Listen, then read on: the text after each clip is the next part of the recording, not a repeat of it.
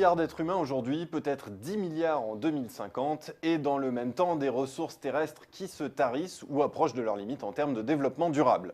Dans ce contexte, il y a urgence à aller chercher de nouvelles sources de croissance, dont l'une apparaît essentielle pour ces prochaines années. J'ai nommé la mer. Pour parler de ce potentiel de croissance, cette croissance bleue, je reçois le vice-amiral Emmanuel Desclèves, membre de l'Académie de Marine. Bonjour Emmanuel Desclèves. Bonjour. Alors, première question, quels sont les gisements de ressources maritimes qui restent aujourd'hui à exploiter?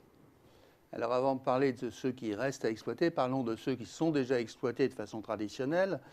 Je parle de la pêche. Évidemment, on utilise depuis des temps immémoriaux les poissons pour nourrir l'humanité. Ça, c'est très ancien, mais ça reste extrêmement valable aujourd'hui, oui. d'actualité. C'est-à-dire qu'on nourrit réellement une proportion significative de gens, et notamment en Asie, avec du poisson. Ça, c'est la première chose. La deuxième chose, On pense au pétrole aussi et à l'énergie? l'énergie. On tire actuellement des mers, c'est relativement récent, des ressources offshore, qu'on appelle offshore, c'est-à-dire qu'on va chercher du pétrole et du gaz au fond de l'eau. On y va de plus en plus profond. On a commencé sur le plateau continental en allant chercher avec des profondeurs d'eau assez modestes. Et puis maintenant, on est à 2 000 à 3 000 mètres. Donc ça, c'est une vraie ressource qui est utilisée, qui représente aujourd'hui à peu près 30% de la ressource mondiale, pas de la ressource, mais de l'exploitation mondiale, ce qui est considérable. Et puis, il y a deux choses qui sont extrêmement importantes en mer, sans lesquelles il n'y aurait pas de communication entre les hommes. La première, c'est les transports maritimes. On ne transporterait pas, il ne pourrait pas y avoir des échanges de biens matériels entre les hommes, entre la population, les différentes populations du monde, sans les routes maritimes, le transport maritime, 90% du transport mondial. Ça, c'est une chose absolument majeure dans la mondialisation, et c'est extrêmement ancien. Et puis, deuxième chose, les biens immatériels, c'est-à-dire les communications, Internet, les transferts de données, etc., qui nous font vivre aujourd'hui, tout ça n'aurait pas de réalité si on n'avait pas des câbles sous-marins qui viennent en quelque sorte tapisser le fond des mers, suivant d'ailleurs les mêmes routes maritimes que celles de surface avec les biens matériels. Et donc tout ça, si vous voulez, crée des réseaux matériels et immatériels sans lesquels le monde d'aujourd'hui n'existerait tout simplement pas. Ça, c'est ce qui est déjà exploité. Voilà, quelles sont les ressources qui restent à exploiter maintenant? Alors, ce qui reste à exploiter, c'est l'offshore. On va poursuivre, bien entendu, parce qu'on découvre de plus en plus de choses en offshore, gaz et pétrole. Je vous prends un exemple. La société Total, par exemple, a 13 grands projets d'exploration et d'exploitation aujourd'hui, dont 9 sont offshore en mer, 9 sur 13. Donc, c'est vraiment quelque chose de considérable.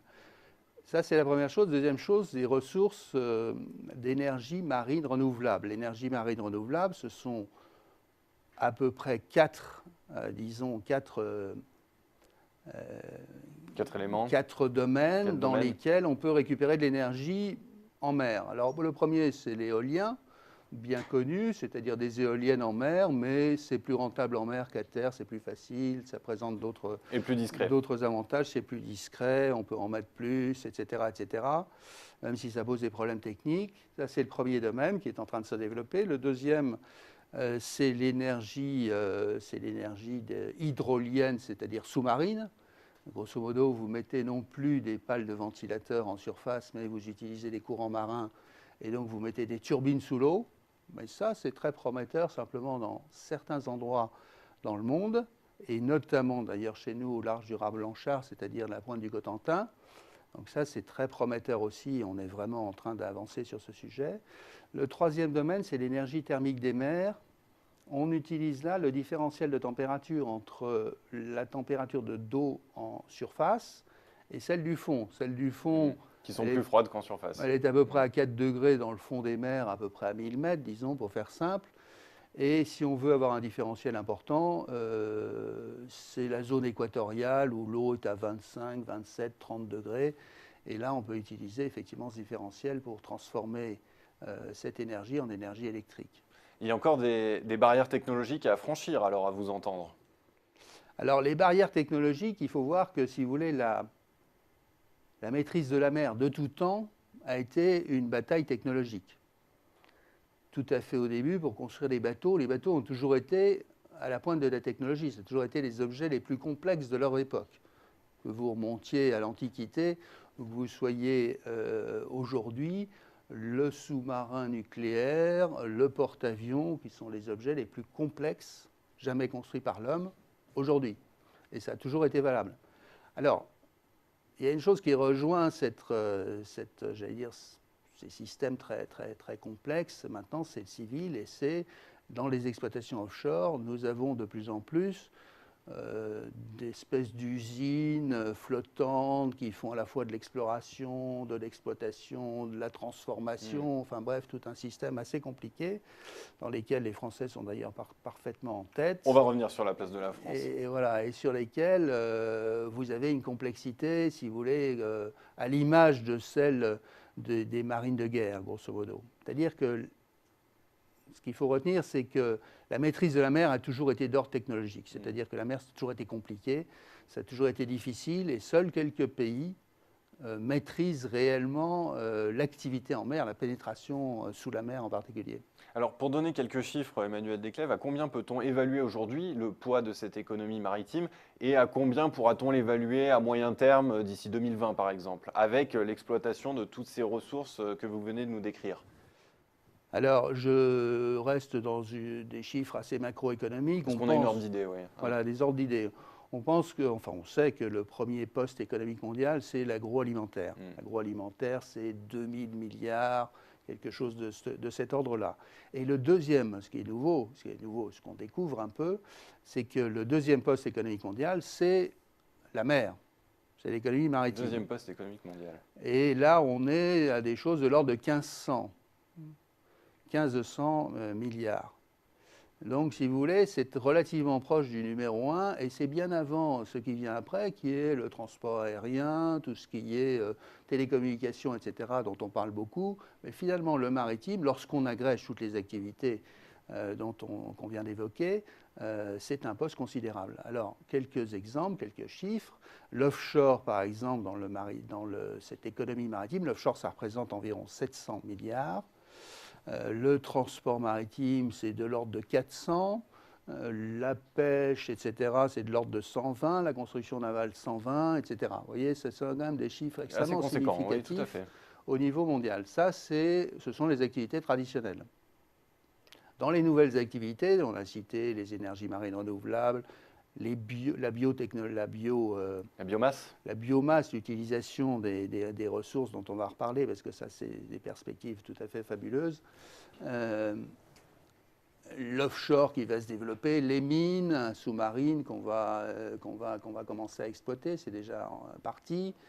Et puis le dessalement de l'eau mer, toutes ces nouvelles activités, si vous voulez, représentent aujourd'hui ou en 2010 environ 190 milliards. Et on pense qu'en 2020, dans 10 ans, donc ça représentera 450 milliards. Ce sont des perspectives donc, de progression considérable. Emmanuel Desclèves, vous parliez tout à l'heure de quelques pays qui arrivaient à tirer profit déjà de cette exploitation de la mer et qui étaient positionnés aux avant-postes dans l'économie maritime. La France en fait-elle partie ? On imagine que oui. Nous restons un grand pays maritime aujourd'hui. La France en fait largement partie. Largement partie. Elle en fait partie, si vous voulez, j'allais dire à deux titres. L'un qui reste largement exploité, c'est la surface de sa zone économique exclusive. Zone économique exclusive française, deuxième du monde, 11 millions de kilomètres carrés, l'essentiel étant d'ailleurs dans le Pacifique, autour de nos archipels du Pacifique, et notamment la Polynésie. Ça, c'est un potentiel, voilà, on ne sait pas très bien comment l'exploiter, on sent bien que c'est une richesse, mais on ne sait pas très bien aujourd'hui l'exploiter. Demain, on saura, je pense. Ça, c'est la première chose.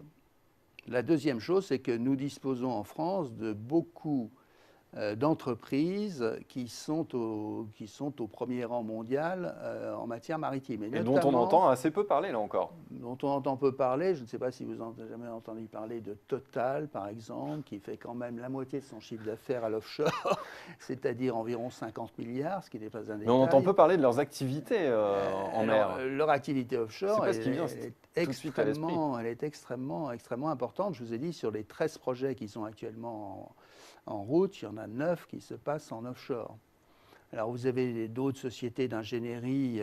Les ingénieurs français sont très prisés dans ce genre d'activité, c'est très technique. Et vous avez des grandes sociétés d'ingénierie comme Technip, mais vous avez aussi des constructeurs navals comme des CNS qui sont au top niveau mondial dans leur domaine. Vous avez des grands armateurs en France, vous avez CMA-CGM, vous avez Louis Dreyfus, vous avez les services à l'offshore avec Bourbon, numéro 1 mondial. Vous avez la sismique, vous savez, ce sont ces techniques de recherche finalement de champs pétrolifères ou gaziers en mer, avec des systèmes assez sophistiqués qui ressemblent d'ailleurs un peu à ce qu'on fait dans le militaire, et qui sont, là aussi, on a le numéro 1 mondial, le CGG, l'ex-compagnie générale de géophysique. On les connaît moins que Airbus. Voilà, ADS, on les etc. connaît quand moins, même. c'était un peu la difficulté c'était un peu la difficulté du maritime, c'est qu'il est assez dispersé et qu'au fond, on a du mal à en donner une image plus compacte, plus percutante, j'allais dire, qu'effectivement l'aérospatial, tout ce qui est aérien, spatial, etc., qui marquent plus facilement les esprits. Mais je vous assure qu'en matière technique, la mer n'a rien à envier au domaine spatial. Emmanuel Desclèves, je m'adresse au vice-amiral que vous êtes. Toutes ces ressources à exploiter, on imagine qu'elles vont poser des problèmes géopolitiques, des tensions entre les pays. Qu'en pensez-vous? Alors vous savez que C'est un risque à prendre en compte dans les prochaines années? c'est certainement un risque, c'est une opportunité, il faut toujours transformer les risques en opportunités. Vous savez que la mer c'est régie par des lois, des conventions internationales, parce qu'on ne peut rien faire en national, et j'allais dire heureusement. Donc la mer, c'est essentiellement international. Et la haute mer n'appartient à personne pour le moment. La haute mer n'appartient à personne. Vous savez que c'est la convention de Montego Bay qui a régi les espaces maritimes. Et vous avez deux choses. Vous avez finalement un principe de liberté de circulation sur toutes les mers, y compris dans les zones économiques des différents pays, les eaux territoriales, etc. Donc on a réaffirmé la liberté de circulation. Donc je peux circuler sur les mers sans demander l'avis de personne.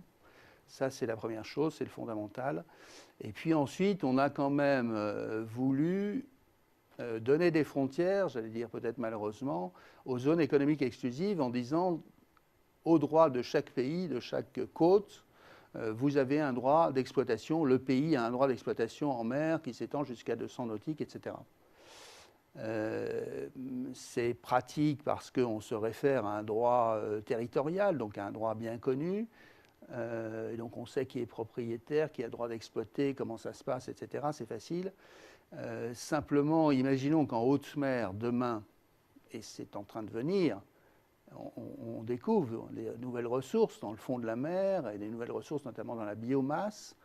Et à ce moment-là, à qui appartiendront ces richesses? Qui a le droit de les exploiter? Comment faire? Et là, on est un peu encore dans le, je ne dis pas dans le non-droit, mais ça reste extrêmement ouvert. Et plus on découvre de choses, et j'espère qu'on va en découvrir encore beaucoup, et plus ça pose probablement des problèmes juridiques qui sont en train d'émerger, qui ne sont pas... voilà, c'est pour les juristes de demain.